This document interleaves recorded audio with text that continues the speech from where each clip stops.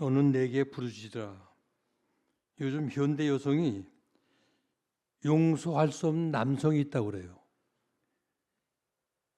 눈이 작게 찢어져서 쌍꺼풀 수술한 사람은 용서할 수 있어도 노출이 심한 여자를 볼 때마다 눈이 커져서 눈동자가 당구공만 해지는 그런 남자는 용서할 수 없다는 겁니다.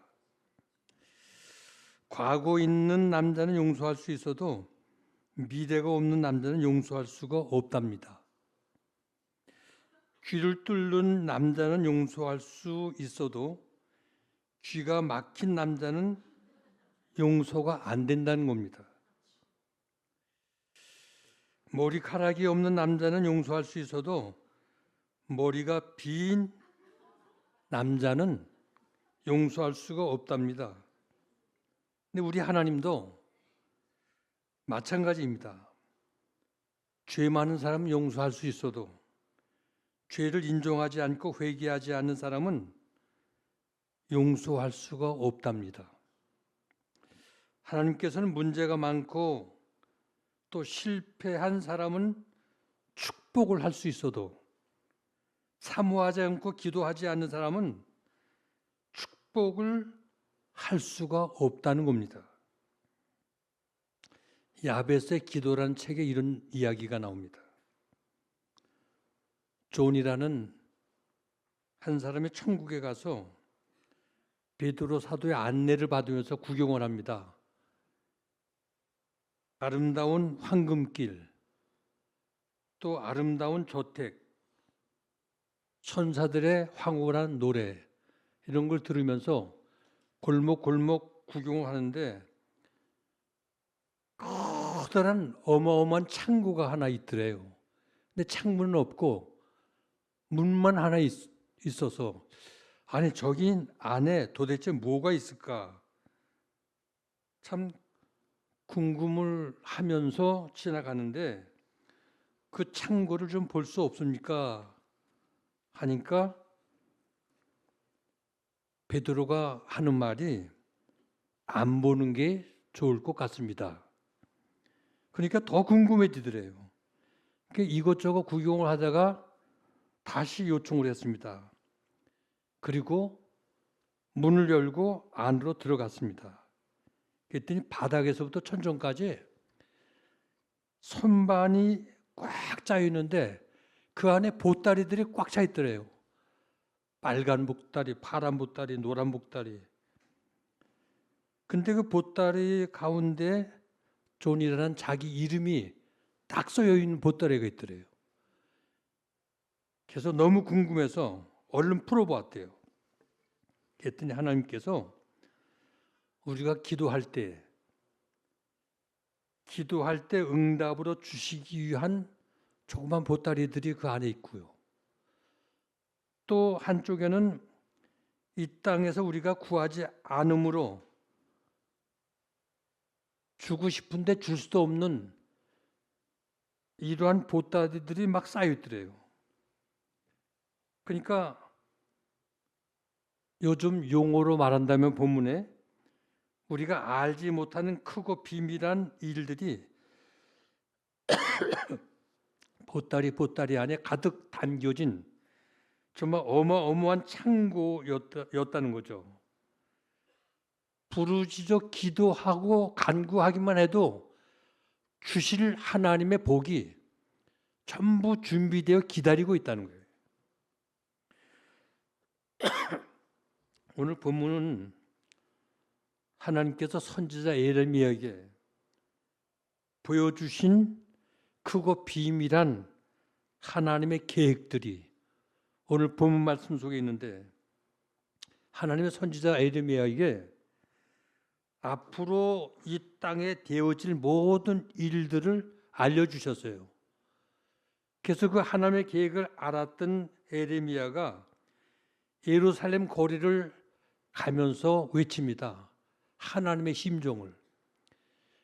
근데 반응도 없고 어느 누구 하나 그 예언의 소리치는 외침에 마음을 같이 해주는 사람이 없어요. 너무 안타까워서 예레미야 선지는 눈물을 흘리면서 안타깝게 하나님의 메시지를 전했던 선지였기에 눈물의 선지라는 별명이 붙었어요. 아무리 임금과 귀족이라 할지라도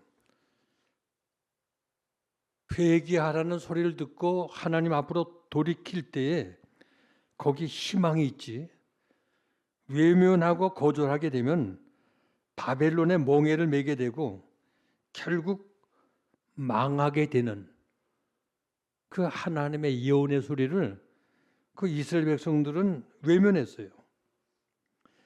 그래서 이 예언을 믿지 않았던 시드기야 왕은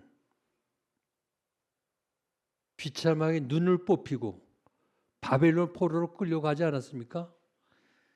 그리고 시드기야 왕은 결국 이 에레미야 선지 보고 너는 세상을 어지럽게 만드는 예언을 한다고 에레미야 선지를 감옥에 가두었어요.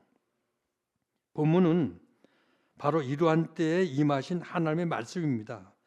그래서 1절에 에레미야가 아직 시대 뜰에 갇혀 있을 때 여호와의 말씀이 그에게 두 번째 임하니라. 크고 비밀한 일을 계획하시고 성취하시고 이루시는 분은 여호와 하나님이시라는 거예요. 내 인생 드라마의 작가는 우리 하나님이셔요.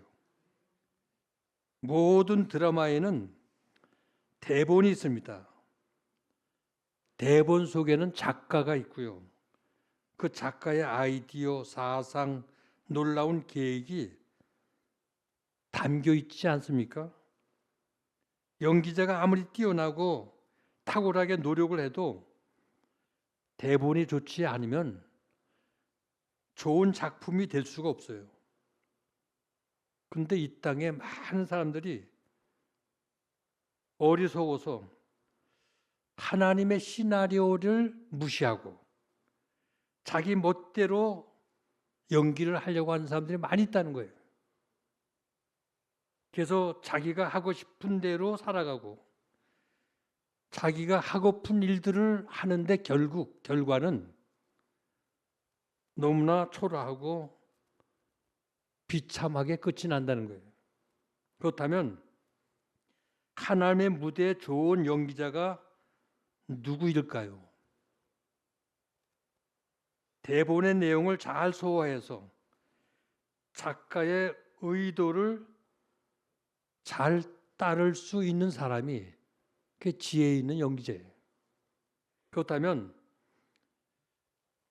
우리가 어떻게 우리의 인생을 살아야 할까요? 내 인생을 계획하시고 내 인생의 시나리오를 만드신 그분의 의도를 정확하게 파악하고 그분의 의도대로 순종하며 살아가는 삶이 지혜 있는 삶이라는 거죠. 그러므로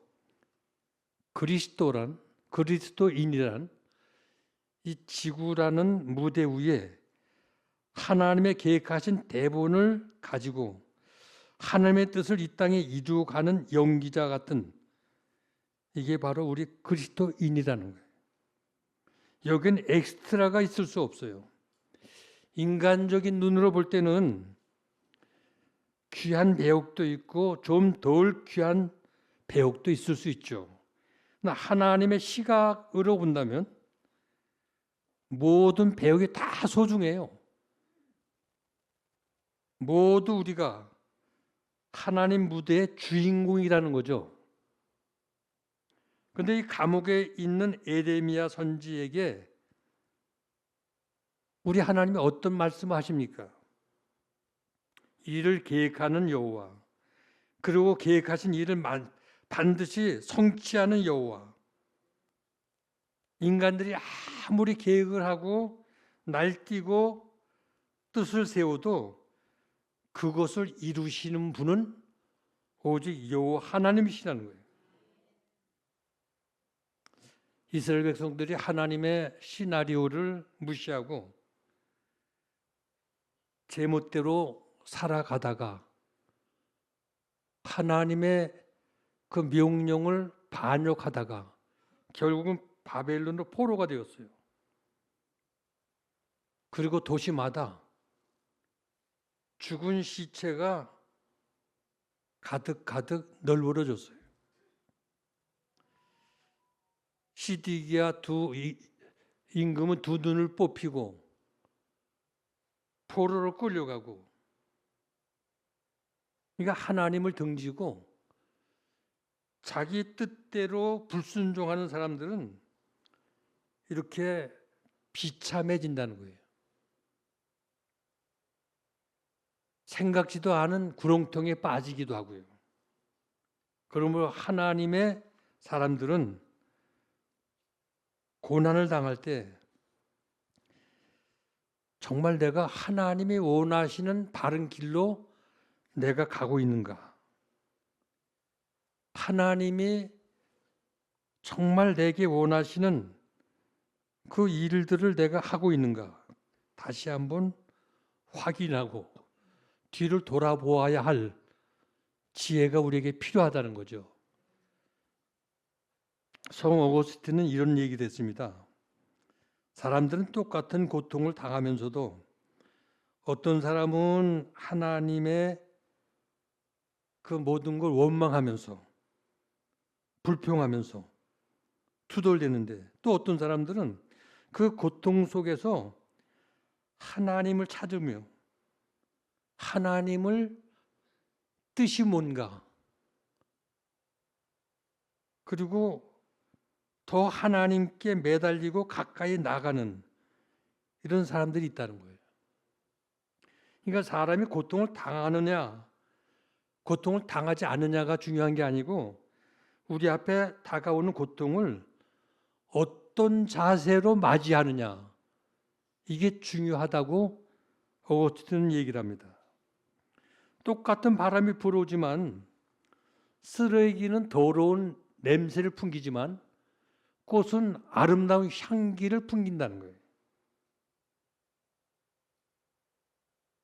그런데 이런 고난 속에서 똑같은 고난을 당하지만 그 고난 속에서 하나님의 선한 뜻을 찾고 오히려 하나님을 의지하고 하나님께 간절히 부르짖는 사람은 그 인생의 삶이 마이너스로 끝나지 않고 모든 게 유익하게 된다는 거예요.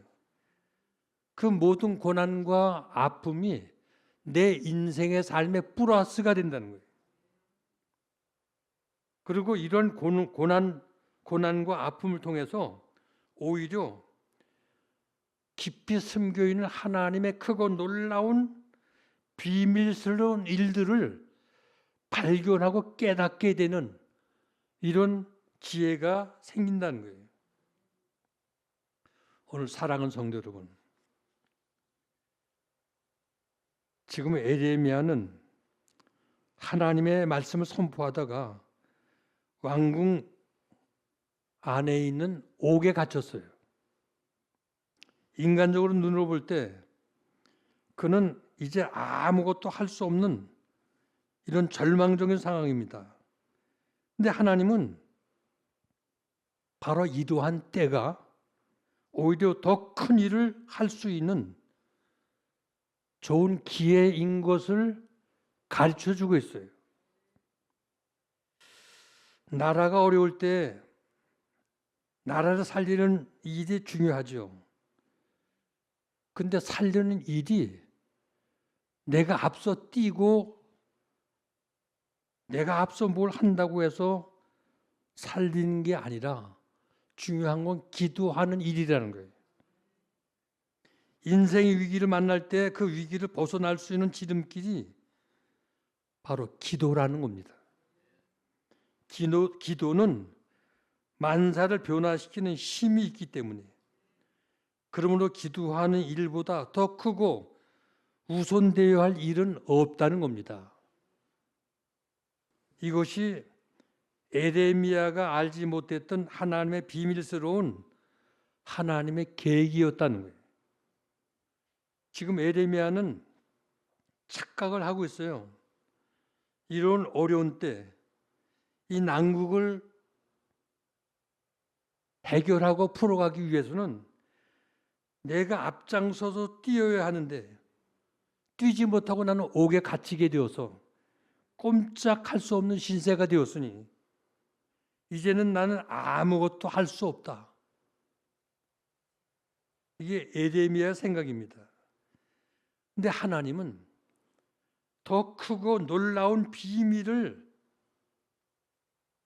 갖고 계신 그 하나님의 비밀이 그 나라의 아픔을 가슴에 끌어안고 엎드려 부르짖으라는 거예요. 기도하라는 거예요. 이세벨의 박해 때문에 엘리야가 한때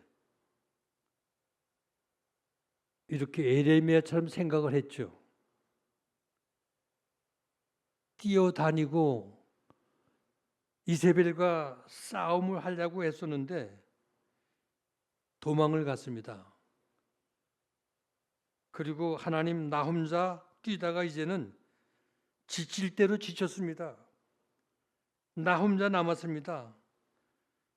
로뎀 그늘 밑에 쓰러져서 하나님 차라리 내 목숨도 거두어 가십시오. 그리고 하나님께 호소를 합니다.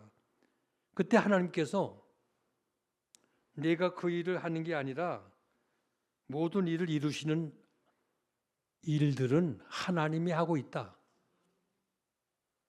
너 혼자 한다고 생각하지 말라.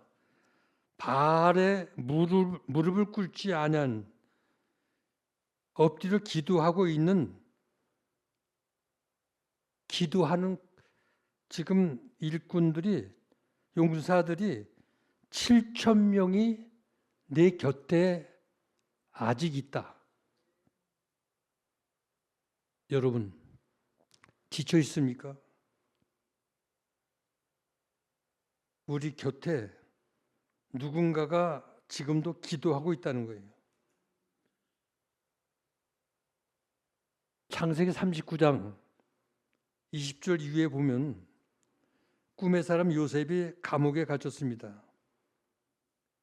그 감옥에 갇힐 때 꿈이 모두 산산조각이 나는 걸로 생각했습니다. 요셉의 인생이 완전히 다 무너지는 것처럼 보였습니다. 그러나 감옥은 요셉의 인생을 무너뜨리는 것이 아니라 요셉의 인생을 더 멋지게 세워주는 것이었습니다.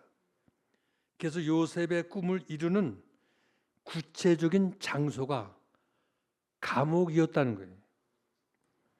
나는 망하는 줄 알았는데 하나님이 이곳에서 당신의 꿈을 이루고 당신의 모든 역사를 이루어 가시는 하나님인 것을 나중에 깨닫게 되었어요.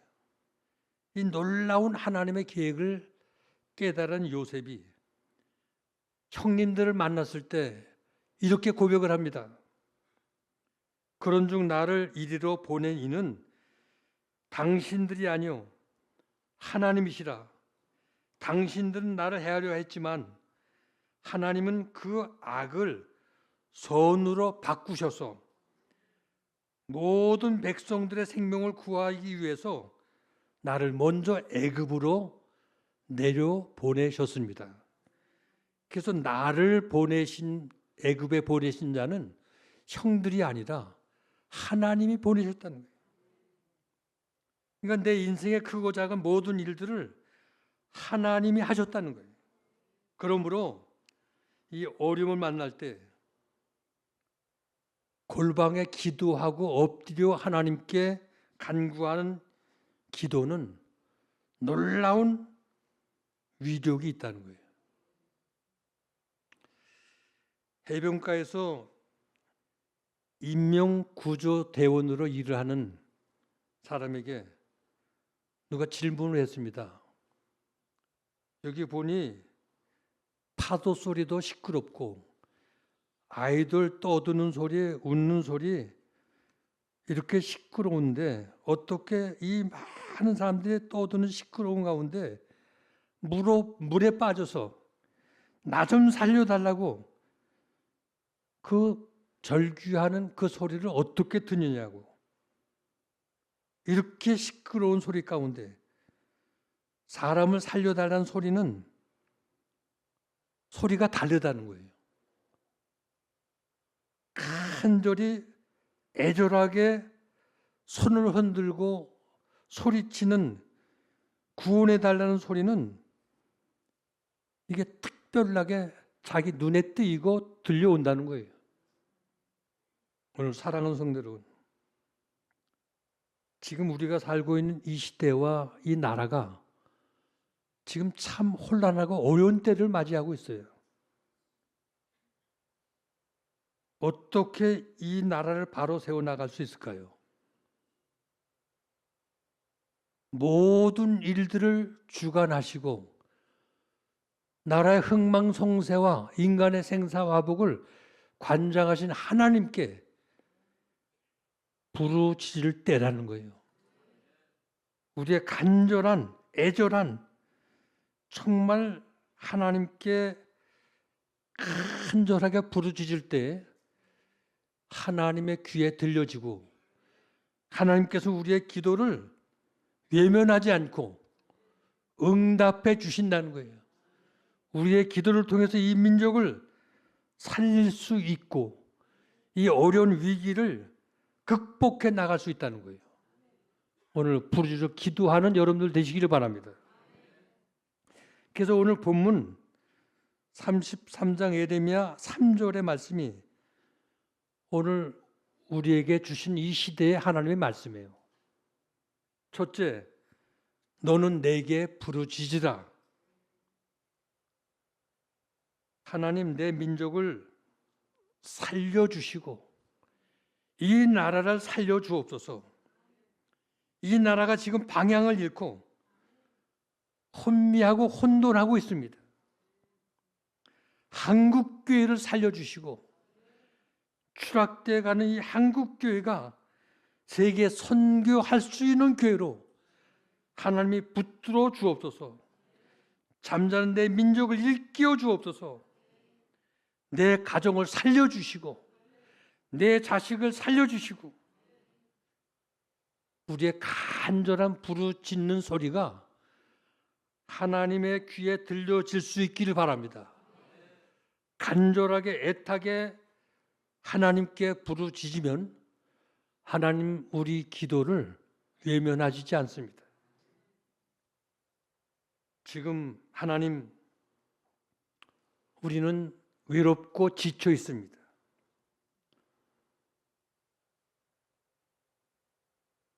이 나라를 누가 이 어려운 위기 속에서 건질 수 있습니까? 하나님밖에 없습니다. 이 나라를 살려달라고 하나님께 애절하게 부르짖으면 우리의 기도 소리를 외면치 않고 작은 신음소리도 귀담아 들으시는 우리 하나님이 응답하시는 하나님인 줄 믿으시기 바랍니다. 두 번째, 내가 내게 응답하겠다고 했습니다. 우리 하나님은 응답하시는 하나님이십니다.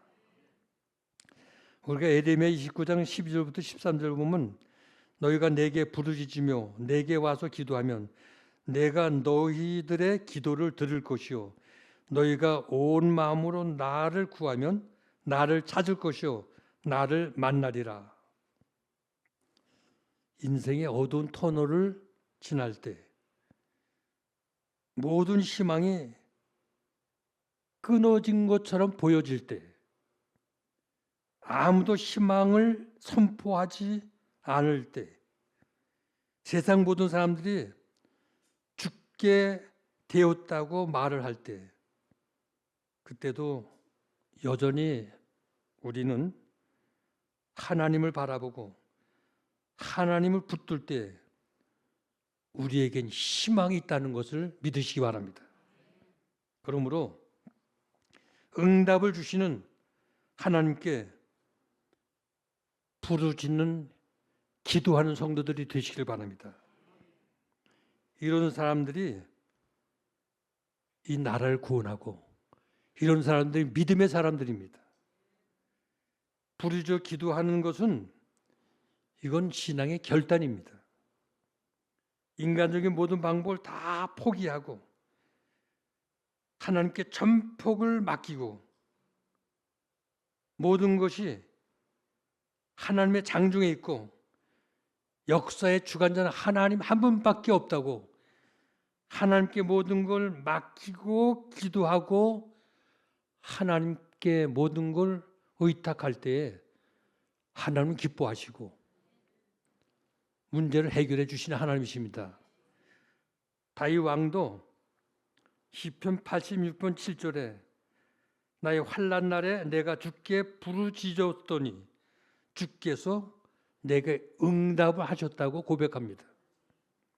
오늘 우리도 주님께 부르짖어 기도하는 성도가 되시기를 바랍니다. 미국의 백화점 왕 존 원메이커는 기도에 대해서 이렇게 얘기를 합니다. 기도란 아무도 나를 도와주지 않을 때에 하나님의 손을 붙들고 하나님과 한 팀이 되어서 내 인생의 모든 문제들을 함께 해결해 나가는 게 기도라는 거예요. 그러니까 주님의 손을 꼭 잡고 한 팀이 돼서 아무리 문제가 어렵고 얽힌 문제라 하더라도 하나하나 풀고 해결해 나가는 이게 기도라는 거예요. 지금 우리나라가 이념으로 갈라지고 나라가 두 쪽이 났어요. 얼마나 혼란하고 혼탁한지, 얼마나 많은 사람들이 서로 갈등하고 싸우는지. 여러분, 매일 좌파 우파로 갈라져 서로 헐뜯고 뜯어내리고 싸움만 해서 걱정이 되시죠? 정말 이 나라가 어떻게 될까? 대통령이 탄핵이 되고 공백이 되어서 경제와 안보가 염려가 되시죠? 지금 국제 경제가요 승가쁘게 돌아가고 있는데 지금 일을 할 수 없게끔 나라 구조가 되었어요. 참 안타까워요.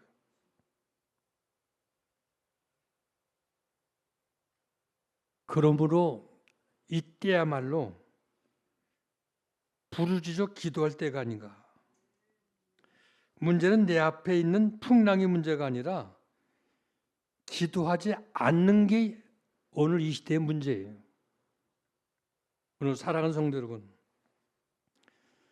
아직도 우리 인생의 삶이 여러분들의 경험을 의지하고 내 지식을 의지하며 세상을 살아가고 있습니까? 썩은 동아줄 같은 세상줄을 붙들고 살아가고 있습니까? 그것들을 놓을 때 우리는 진정 하나님을 의지할 수 있고 진정한 생명줄을 붙들 수가 있는 거예요. 전능하신 하나님의 손을 붙들어야 내가 살고 이 나라가 사는 거예요. 이게 바로 내게 부르짖으라고 하나님은 말씀하시고 계십니다. 하나님은 우리에 대해서 크고 비밀한 계획을 가지고 계셔요. 지금까지 상상도 하지 못했던, 보지도 듣지도 못했던 놀라운 계획들과 크고 비밀한 일들을 우리를 위해서 하나님은 준비하신 하나님이시라는 거예요. 그 신비하고 오묘한 하나님께 이 나라와 내 인생의 삶의 모든 문제를 맡기고 그 하나님을 붙들고 부르짖어 기도할 때 여기에 희망이 있고 여기에 길이 있는 걸 믿으시기 바랍니다. 마지막 세 번째, 좋은 것으로 바꾸어 주시는 하나님이십니다. 여기 보면 6절 보니까 그러나로 시작이 돼요. 이 그러나는 바꾸어 주신다는 접속사예요. 4절과 5절 하나님의 소중한 백성임에도 불구하고 그들이 하나님을 떠났을 때 그들을 버릴 수밖에 없었던 하나님의 그 아픈 마음이 그려져 있어요. 근데 여기 6절 와서 그러나는 여기서 반전이 일어납니다. 그러나 이젠 하나님이 부르짖어 기도를 통해서 치료의 역사가 일어나고요. 그래서 치료의 역사를 선포하고 있어요. 용서가 선포되고 있습니다. 회복과 영광이 선포되고 있습니다. 하나님의 백성들을 향한 심판과 멸망의 예언은 부르짖는 기도를 통해서 우리 하나님이 바꾸어주는 역사를 이루신다는 거예요. 그러나 6절 말씀입니다. 그러나 보라, 내가 이 성읍을 치료하며 고쳐 낫게 하고 평안과 진실이 풍성함을 그들에게 나타낼 것이며, 예루살렘 성은 하나님의 심판을 받아서 다 파괴가 되고 멸망을 당했습니다. 그러나 하나님께서 이제 이 성을 다시 회복시켜 주는 거예요. 다시 이 성을 새롭게 세워 주신다는 거예요. 하나님이 다시 고쳐 주신다는 거예요. 하나님께 돌아오기만 하면 용서해 주시고 낫게 해 주시고 고쳐 주시고 치유하시겠다는 말씀이에요. 하나님을 배신하고 떠났다가 병들어 돌아온다 할지라도 나는 너희를 건강하게 회복시켜 줄 것이다. 나를 버리고 도망갔다 실패한 모습으로 돌아올지라도 나는 너를 성공하게 도와줄 것이다. 나의 풍요로운 집을 떠나서 너희가 거지가 되어서 돌아올지라도 나는 너희에게 가락지를 끼우고 좋은 옷을 입히며 송아지를 잡으며 내 아들로 인정을 해줄 것이다. 이게 하나님의 심정입니다. 하나님의 마음이에요. 그래서 6절에 하나님은 고치시는 하나님으로 말씀하고 있는 거예요. 그리고 7절에 내가 유다의 포로와 이스라엘의 포로로 돌아오게 하여 그들을 처음과 같이 세울 것이며, 하나님께서 유다 백성이 포로가 되어가지고 결국 다 잃어버리고 빼앗기고 무너지고 할지라도 그들을 다시 세워주고 회복시켜 주시고 다시 모든 거 원상복구 시켜 주시겠다고 약속을 하고 계세요. 오늘 사랑하는 우리 예계 성도 여러분, 오늘 여러분 가운데 인생의 삶이 참 실패와 절망으로 오늘 이 자리에 나오신 분 계십니까? 사업이 어렵고 자녀들의 안타까운 문제를 가지고 오늘 이 자리에 나오신 분이 계십니까? 인간관계가 깨지고 사랑에 실패한 분이 계십니까? 가정의 커다란 어려움 때문에 아픈 마음을 가지고 주님 앞에 나오신 분이 계십니까? 오늘 주님은 약속하십니다.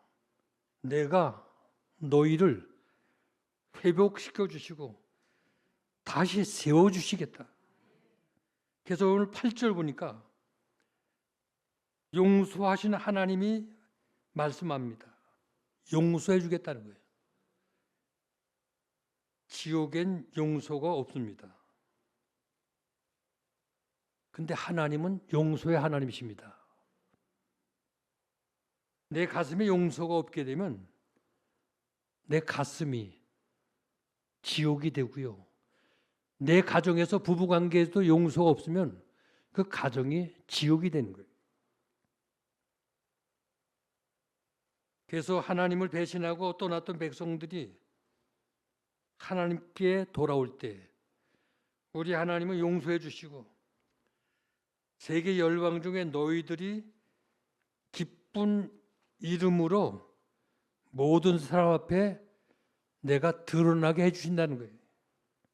이처럼 하나님의 백성은 다 망해서 거지처럼 되고 아무도 저를 돕는 사람이 없고 세상의 조롱거리가 되어도 하나님은 도와주시고 회복시켜 주시고 다시 일으켜 세워주시고 다시 원상복구시켜 주시는 하나님이시라는 거예요.